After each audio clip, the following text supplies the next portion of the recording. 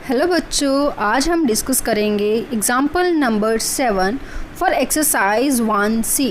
तो जैसे कि आपको पता है मॉडर्न मैथमेटिक्स का सल्यूशन आपको इस चैनल पर मिलता है। उसी को कंटिन्यू करते हुए हम 11th class book modern mathematics chapter number 1 जिसका नाम है सेट, उसके 7th example first C exercise की आज हम यहाँ पे कंटिन्यू करते हैं। चलिए स्टार्ट करते हैं।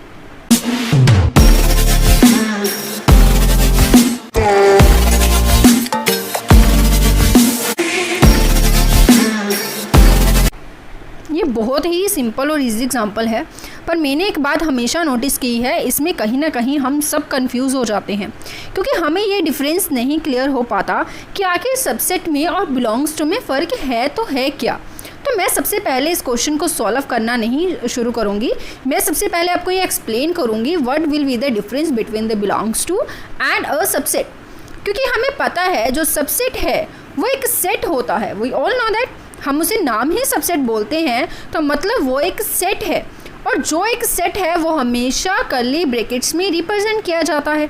येस और नो।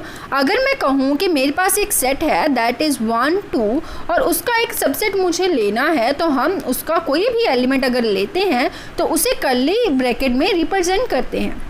क्लियर। और बिलोंग्स टू का मतलब क्या है? बिलोंग्स टू कभी भी कर्ली ब्रैकेट में रिप्रेजेंट नहीं किया जाता। बिलोंग्स टू की अगर हम बात करें, अगर मैं कहूँ कि टू बिलोंग करता है तो हम उसे बिल्कुल एज अ एलिमेंट ही लिखेंगे, उसके लिए ब्रैकेट्स का यूज़ नहीं करेंगे। सो ये एक मेजर डिफरेंस है बिलोंग्स टू का और सबसेट का।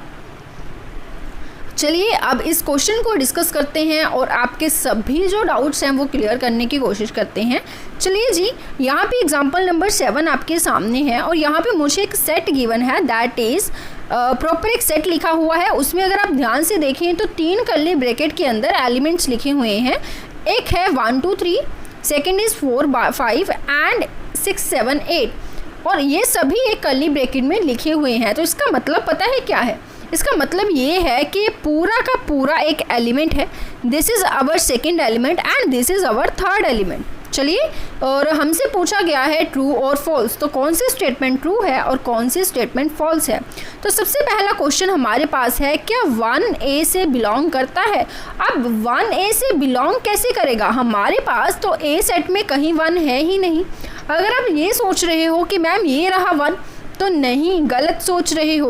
क्यों गलत सोच रहे हो? क्योंकि हमें अच्छे से पता होना चाहिए कि इस समय पूरा का पूरा